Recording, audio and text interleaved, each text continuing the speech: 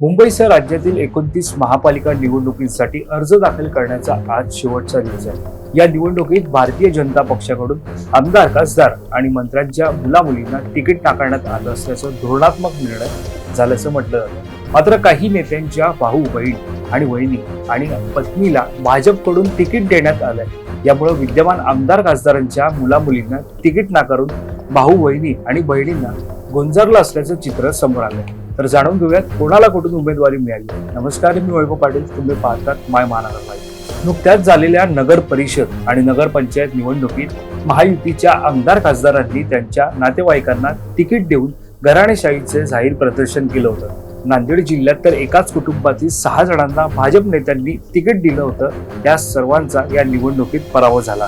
यातून धडा घेऊन भाजपनं महापालिका निवडणुकीत घराणेशाहीला आळा घालण्याचं धोरण ठरवलं असल्याचं बोललं जातं। मात्र असं असलं तरी काही सन्माननीय अपवाद ठरले आहेत। भाजप नेते माजी खासदार किरीट सोमय्यांचा मुलगा नील सोमय्या, ज्येष्ठ नेते राज के पुरोहित यांचे पुत्र आकाश पुरोहित यांना मुंबई महापालिकेसाठी तिकीट देण्यात आलंय। घराणेशाहीला लगाम लावण्याचा प्रयत्न भाजपकडून सुरू असल्याचं नाशिक, कोल्हापूर येथून दिसून आलं। मात्र मुंबईत विधानसभा अध्यक्ष राहुल नार्वेकर यांचे बंधू मकरंद नार्वेकर आणि वहिनी हर्षिता नार्वेकर यांना तिकीट देण्यात आलंय। तर विधानसभा अध्यक्षांची चुलत बहीण गौरवी शिवलकर नार्वेकर यांनाही उमेदवारी देण्यात आली आहे। सुरेश गंभीर यांची कन्या शीतल गंभीर यांना घराणेशाहीतून लोकशाहीत प्रतिनिधित्व करण्याची संधी देण्यात आली आहे। भाजपमध्ये हे सन्माननीय अपवाद ठरले आहेत का, असा सवाल उपस्थित होत आहे। नाशिक जिल्ह्यामध्ये इतर पक्षातून आलेल्या कार्यकर्त्यांना तातडीनं उमेदवारी मिळत असल्यामुळे संतप्त झालेल्या आमदार देवयानी फरांदे आणि सीमा हिरे यांच्या मुलांनी भरलेले उमेदवारी अर्ज मागे घेण्यात आले।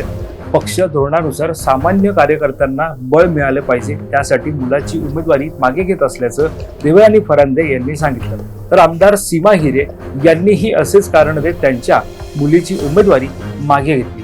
कोल्हापूरमधील खासदार धनंजय महाडिक यांचा मुलगा कृष्णराज महाडिक यांनीही कोल्हापूरमधून माघार घेतली। पक्षशिस्त मांडणारे आम्ही कार्यकर्ते आहोत, असे त्यांनी सांगितले। यामध्ये मुंबईतील भाजपचे ज्येष्ठ नेते आणि विधानसभा अध्यक्ष राहुल नार्वेकर सन्माननीय अपवाद ठरले आहेत। घराणेशाहीतील एका तिकिटाची राजकीय वर्तुळात मोठी चर्चा आहे। शिवसेना आमदार मुरजी पटेल यांच्या पत्नी केसरबेन पटेल यांना भाजपकडून एबी फॉर्म देण्यात आला।